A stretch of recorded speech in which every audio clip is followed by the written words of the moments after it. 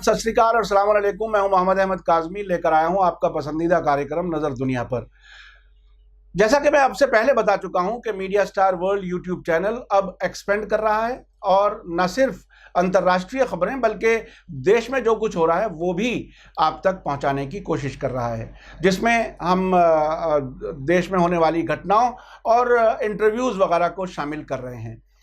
आज एक गैर मामूली अपने मैदान के पहले शख्स, ऐसे शख्स जिन्होंने एक नए अंदाज में कुछ सोचा है जिससे पहले किसी और ने वो काम नहीं किया।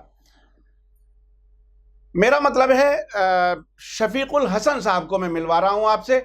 आपने एक नई किस्म की खिदमत समाज की करने की कोशिश की है और बहुत ही कामयाबी से कर रहे हैं। वो ये कि मुल्क भर के अहम अखबारात से ख़ास खबरें लोगों तक पहुंचा रहे हैं और दुनिया भर में इनको अप्रिशिएट किया जा रहा है और उससे लोग फ़ायदा उठा रहे हैं। इवन जो प्रोफेशनल जर्नलिस्ट्स हैं वो अप्रिशिएट कर रहे हैं।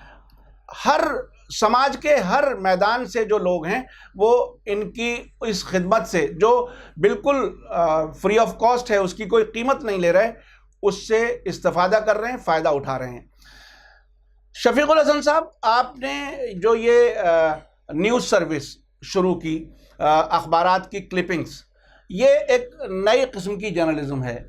मतलब मैं आपको जर्नलिस्ट कह रहा हूँ और आप ख़बरें लिखते नहीं हैं लेकिन पहुँचाते हैं बहुत ही सलीके से और बहुत ही सेलेक्टेड होती हैं और जो मॉनिटरिंग आपकी एक तरह से होती है मीडिया की, वो बिल्कुल गैर मामूली होती है। मैं भी सुबह 8 बजे आपकी ख़बरें रिसीव करता हूं और देखता हूं बहुत ही दिलचस्पी के साथ। कई बार ऐसा होता है कि अखबारात नहीं देख पाते, लेकिन ये कि मोबाइल से हम अपनी जो ये ख़बरें आप भेजते हैं वो हम देख लेते हैं। तो आप ये बताइए कि ये सफ़र कैसे शुरू किया आपने, और जैसा कि मुझे मालूम है कि हाफिज़ जुनैद का जो कत्ल हुआ हरियाणा के एक नौजवान का, उसके बाद आपने ऐसा कुछ सोचा और मुल्क के जो हालात चल रहे हैं उसमें हर इंसान कुछ ना कुछ, जो पॉजिटिव लोग हैं वो पॉजिटिव कुछ ना कुछ करने की कोशिश कर रहे हैं। आपने भी एक बड़ा काम किया, लेकिन ये बहुत ही इफ़ेक्टिव है और बहुत ही लोग अप्रिशिएट कर रहे हैं। आप बताइए ये सफ़र कैसे शुरू हुआ, क्या हुआ आखिर? अब जिस तरह से आपको लोग पहचान रहे हैं, जिस तरह से आपको अप्रिशिएट कर रहे हैं, इस्लामिक सेंटर में फेलिसिटेशन आपका हुआ है, तो ये सब सफ़र कैसे शुरू हुआ? आखिर क्या था आपके दिल में जहां आप पहुंचे हैं? क्या आप यहां तक का सफ़र करने के लिए मुस्तैद थे या वक्त के साथ साथ आप के अंदर वो एक स्ट्रेंथ आती गई? क्या हुआ बताइए। काज़ी साहब, बहुत बहुत शुक्रिया आपको मुझे यहाँ मदद करने के लिए। ये जो सिलसिला मैंने शुरू किया, अखबार पढ़ने का शौक़ तो मुझे बचपन से रहा है और अखबारी बैकग्राउंड मेरी रही है। बीच में मैं मार्केटिंग, एडवर्टाइजिंग और पब्लिशिंग के शोबे में आ गया पिछले 30 साल से। अखबार में शुरू से ही पढ़ता हूँ और अखबारात की अहम ख़बरों को दोस्तों के साथ शेयर करने का शौक़ हमेशा शुरू से रहा है मुझे। ये जो सिलसिला शुरू किया, इसके पीछे बैकग्राउंड ये है कि 24 जून 2017 को इंडियन एक्सप्रेस पे मैं पढ़ रहा था, उसमें देखा कि हाफिज़ जुनैद के हवाले से एक ख़बर है और बहुत ही तकलीफ़देह ख़बर थी कि उसकी लिंचिंग हुई है ट्रेन में। मैंने उस ख़बर को 100 से ज़्यादा लोगों को व्हाट्सएप पे भेजा और फिर उसके बाद मैं दिन भर यही सोचता रहा कि क्या किया जाए। समाज में जो सोशल मीडिया में फ़ेक न्यूज़ का जो बोलबाला है, उसके ख़िलाफ़ हम ऑथेंटिक न्यूज़ शेयर करके ही कुछ कर सकते हैं अपने लेवल पे। तो मैं दिन भर ये सोचता रहा, दिमाग में ये चलता रहा कैसे किया जाए। आखिर में मैंने तय किया कि ये काम मैं कर सकता हूँ, ये काम मुझे करना चाहिए। इस काम में मुझे किसी ऑफिस की ज़रूरत नहीं है, किसी की फंडिंग की ज़रूरत नहीं है, किसी इंफ्रास्ट्रक्चर की ज़रूरत नहीं है। बस मुझे 3 चीज़ें चाहिए, मेरा मोबाइल और मेरे अखबारात। वो तीनों चीज़ें मेरे पास थीं और मैंने उसी दिन से ये सिलसिला शुरू कर दिया। व्हाट्सएप पे शुरू किया, अगले दिन से ब्रॉडकास्ट लिस्ट बनाई और 100 से फिर 125 हुए, 150 हुए, वो सिलसिला आज हज़ारों में है। तो अल्लाह का शुक्र है, आज जो रिस्पॉन्स है, जो लोगों की मोहब्बत है, मैंने कभी सोचा भी नहीं था, तसव्वुर नहीं किया था कि इतनी मोहब्बत मिलेगी। आज इस सर्विस का 766वां दिन है और इस 766 दिनों में एक दिन का भी ब्रेक नहीं है, एक दिन का भी गैप नहीं है। मैं चाहे दिल्ली में हूँ, बॉम्बे में हूँ, गोवा में हूँ, बेंगलोर में हूँ, कहीं भी हूँ, या इंडिया से बाहर हूँ। पिछले अगस्त 2018 में हम लोग यूरोप थे, हमारी एनिवर्सरी थी 20वीं। वहाँ जाने से पहले बहुत दोस्तों ने कहा कि शफीक बहुत थक गए हो गए, अब 2 हफ्ते की छुट्टी कर लो, ब्रेक ले लो। मैंने सोचा अगर मैं ब्रेक ले लूँगा तो ये जो मोमेंटम है इस पे ब्रेक लग जाएगा और वापसी में आने के बाद इसको रिवाइव करना बहुत मुश्किल होगा। और मैंने उसको भी जारी रखा। इंडिया आके भी वापसी में भी बहुत सारे चैलेंजेस थे, उनको भी सामना किया और आप सबकी मोहब्बत, सबकी दुआओं से आज 766वां दिन है। देखिए, ये बहुत बड़ी बात है कि आप मुसलसल हर दिन अपने शेड्यूल में, जबकि ज़ाती ज़िंदगी में बहुत सी चीज़ें होती हैं, सेहत भी होती है, फैमिली की मसरूफियात होती हैं, बहुत से ऐसी चीज़ें होती हैं जिसमें आदमी को कहीं ना कहीं डाइवर्ट होना पड़ता है। आपने इस मजबूती से, डेडिकेशन से जो ये किया, आखिर इसके पीछे आपकी सोच क्या थी? किस तरह से, कहाँ से आपको वो मजबूती मिलती थी? और क्या आप मुल्क के जो हालात हैं उससे बहुत ज़्यादा फ़िक्रमंद हैं, चिंतित हैं उसकी वजह से, या जो दिन ब दिन हालात ख़राब होते हुए नज़र आ रहे हैं, जो सेंसिबल लोग हैं वो उसे महसूस कर रहे हैं बाकायदा? तो आपने क्या इस मुल्क के हालात को बेहतर करने के लिए या उसको सही सिमत देने की कोशिश के तौर पर किया? स्ट्रेंथ आपको कहाँ से मिलती थी इसके लिए? मेरी सोच ये थी कि लोगों ने अखबार पढ़ने छोड़ दिए, किताबें पढ़नी छोड़ दी। मैं लाइब्रेरी में जाता था तो देखता था कि लाइब्रेरी में बहुत कम लोग होते थे, कॉफ़ी शॉप में बहुत लोग होते थे जिसमें मैं भी शामिल रहता था। कॉफ़ी शॉप में घंटों लोग ज़ाया करते थे गपशप में, लेकिन लाइब्रेरी में नहीं। तो मैंने सोची है कि अगर लोगों ने आज अब किताबें पढ़नी छोड़ दी हैं तो कम से कम एटलीस्ट अखबारात पढ़ें, सुबह के अखबारात पढ़ें, ताकि उनको पता लगे दुनिया में क्या हो रहा है, और एटलीस्ट ऑथेंटिक न्यूज़ पढ़ें, ऑथेंटिक न्यूज़ शेयर करें। वही मेरी ये कोशिश थी, तो वो सिलसिला शुरू किया मैंने। आपकी फैमिली की तरफ से कैसी सपोर्ट है? बच्चों की तरफ से, वाइफ की तरफ से, आपके सराउंडिंग में, आपके ऑफिस में भी बहुत से लोग हैं जिनसे आप काम लेते हैं। आप अपना ऑफिस का काम कैसे नॉर्मल मेंटेन करते हैं? अपनी सेहत का भी ख्याल करना होता है इंसान को, वो सारी चीज़ें कैसे आप हैंडल करते हैं डे टू डे लाइफ में? आखिर थोड़ा सा कुछ बताइए कि किस वक्त आप शुरू करते हैं, क्या करते हैं, ये ज़रा बताइए लोगों को। ये सिलसिला सुबह 5:30 से शुरू होता है।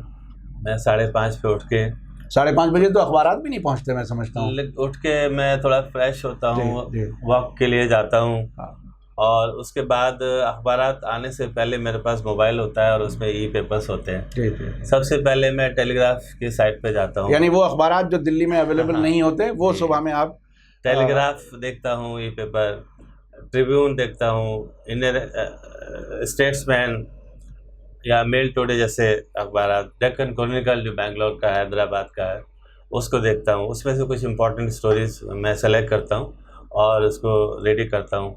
उसके बाद 6, सवा 6, 6:30 तक अखबारात आ जाते हैं।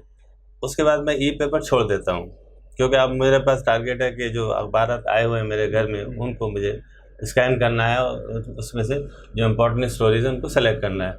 तो सबसे पहले फिर मैं इंडियन एक्सप्रेस उठाता हूँ, इंडियन एक्सप्रेस से 5-7 स्टोरीज लेता हूँ, फिर हिंदुस्तान टाइम्स में 2-4 स्टोरीज, टाइम्स ऑफ इंडिया, उसके बाद इनकलाब, सहारा, फिर कुछ और अखबारात, Economic Times, Navbharat Times, Hindustan, Hindu, इस तरह के अखबारात करता हूँ। तो अब मेरा टारगेट ये होता है कि साथ साथ मेरे दिमाग में चल रही होती है 8 बजे का टारगेट, क्योंकि 8 बजे का टारगेट मेरा ये शुरू से मैंने मेंटेन किया हुआ है कि कम से कम जो मेरा एक ग्रुप है, एक जो लिस्ट है ब्रॉडकास्ट की 256 जिसमें है, उनको ठीक 8 बजे डिलीवर करना, मैं इसको इंश्योर करता हूँ। तो 7:55 बजे उसके बाद से मैं उसको सारी स्टोरी रेडी करके फिर मैं कुछ और नहीं करता। फिर 7:55, 7:56 और 7:58, 7:59 पे मैं बिल्कुल जैसे लगता है सब कुछ रुक जाए और इंतज़ार करता हूँ। और जैसे ही 7 बज के मेरा जो टारगेट होता है 7:59 और 59 सेकंड और 8:01 के बीच का जो मैं ट्रिगर करता हूँ, दबाता हूँ बटन, और अगले सेकंड जो है सारी स्टोरीज कम से कम 256 जो मेरे बेनिफिशरीज हैं उनको डिलीवर हो जाती है। ये बहुत बहुत बड़ी बात है कि वक्त की पाबंदी। हमने और लोगों को भी देखा है, बहुत लोग अपने अपने काम अपने तरीके से करते हैं, बहुत डिसिप्लिन भी होते हैं, लेकिन इतना शार्प आप सेकंड्स को कैलकुलेट करके लोगों को वो सर्विस दे रहे हैं जिसके अगेंस्ट आपको कुछ मिल नहीं रहा है, मतलब यानी पैसा नहीं मिल रहा कहीं से, कोई ऐसा नहीं है कि कोई जो दुनियावी आदमी फ़ायदे सोचता है वो सब कुछ नहीं मिल रहा है। उसके बावजूद आप इतनी लगन से करते हैं, ये एक बहुत बड़ी बात है। अब आप ये बताइए कि जो कुछ अब 2 साल मुकम्मल होने के बाद जिस तरह से समाज ने आपको एक तरह से अप्रिशिएट किया है, लोग आपको मैसेजेस भेज रहे हैं कॉन्ग्रेचुलेशंस के, उसमें आपको कैसा महसूस हो रहा है? क्या आपको इस सब की उम्मीद थी? ये कभी मैंने सोचा नहीं कि लोग इतना अप्रिशिएट करेंगे, इतना प्यार करेंगे, कभी सोचा नहीं। बस मैंने सोचा कि मुझे ये काम करना है, मुझे ऑथेंटिक, सिर्फ ऑथेंटिक न्यूज़ के ज़रिए समाज में बेदारी लाने का काम करना है, ताकि मेरे जैसे कुछ और नौजवान अपने अपने लेवल पर हर शहर में, हर मोहल्ले में, हर गली में निकलें और अपने स्मार्टफोन का सही इस्तेमाल करें। और मुझे खुशी होती है जब लोगों के फ़ोन आते हैं कि हम भी ये कोशिश कर रहे हैं। एटलीस्ट वैसे नहीं कर सकते कि सुबह उठ के अखबार स्कैन करें और सिलेक्ट करें, कम से कम आपकी स्टोरीज़ हम आगे बढ़ा रहे हैं, और जो फेक न्यूज़ हमारे पास आती है वो हमने फॉरवर्ड करना बंद कर दिया है। मैंने जैसा कि देखा आपके बारे में, एक वो फिल्म जो तैयार हुई है उसमें एक मेंबर पार्लियामेंट कह रहे हैं कि वो राष्ट्रपति को लिखेंगे कि कोई बड़ा अवार्ड आपको दिया जाए। ये सब चीज़ें जो हो रही हैं वो क्या आपको कैसा, मतलब अंदर से कैसा महसूस कर रहे हैं? क्या है आपके यहाँ, आपकी फैमिली के अंदर कभी आप बैठते होंगे, जब खाने पे बैठते होंगे तो कभी कुछ चीज़ें डिस्कस होती होंगी, उसमें आपको कैसा, मतलब क्या लगता है, कैसे फैमिली कैसे रिएक्ट कर रही है इस सब पर? सब लोग खुश हैं रिस्पॉन्स देख के। हालांकि मैंने जब ये सिलसिला शुरू किया तो कभी भी नहीं सोचा, ना ये काम मैंने पैसे के लिए किया, ना ये काम किसी अवार्ड के लिए किया, ना ये काम किसी रिकॉर्ड के लिए किया। लेकिन अब चीज़ें हो रही हैं, लोग बातें कर रहे हैं, साहब ये वर्ल्ड रिकॉर्ड बनना है, गिनीज का केस है, Guinness book of world record का, Limca book of world record का केस है ये, हम पद्मश्री के लिए लिखेंगे, कोई किसी अवार्ड के लिए लिख रहा है। हालांकि मेरा ये मानना शुरू से है कि मेरा जज्बा सिर्फ खिदमत कर रहा है, मुझे ना पैसा चाहिए, ना कोई अवार्ड चाहिए, ना कोई रिकॉर्ड मुझे चाहिए। हाँ, ये इतना ज़रूर है कि मेरे घर वाले, मुझे खुद खुशी होती है और मेरे घर वाले भी खुश होते हैं, मेरे बच्चे खुश होते हैं ये सब देख के। बस मुझे लोगों का प्यार चाहिए, इसके बदले कुछ नहीं चाहिए। बहुत बहुत शुक्रिया जनाब शफीकुल हसन साहब, आपने एक गैर मामूली काम किया है इस मुल्क के लिए, न सिर्फ इस मुल्क के लिए, जो लोग मुल्क से बाहर लोग रह रहे हैं उन तक सब ये ख़बरें पहुंचती हैं, और मैं समझता हूं उनके लिए एक और एंगल है सेटिस्फेक्शन का। मसलन वो ममालिक जहां उर्दू के अखबारात नहीं छपते और उर्दू वाले लोग वहां हैं, तो वो उर्दू अखबार भी उनको पढ़ने को मिल जाते हैं आपके ज़रिए।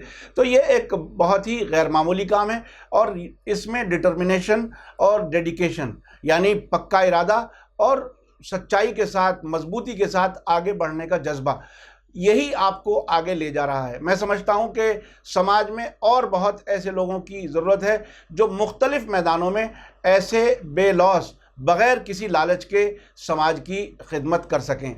बहुत बहुत शुक्रिया शफीकुल हसन साहब, मैं आपका एक बार फिर शुक्रिया अदा करता हूं कि आप यहाँ तशरीफ़ लाए और आपने वक्त निकाला, और हमारे जो ऑडियंस हैं, जो व्यूअर्स हैं, उन तक एक ऐसे मजबूत शख्स को मैं इंट्रोड्यूस करा सका जो अपने इरादों में इतना पुख्ता है, जो 766वें दिन तक आज तक किसी एक दिन का भी गैप नहीं किया। सुबह 5:30 बजे उठना और मुसलसल काम करना, और सही 7:59 पर अपने जो बेनिफिशरीज़ हैं, जिनको ख़बरें भेजनी हैं, उन तक पहुंचाना, ये एक गैर मामूली इंसान ही कर सकता है। ये कमाल है आपके जज्बे का और आपकी खिदमत के इस लगन का।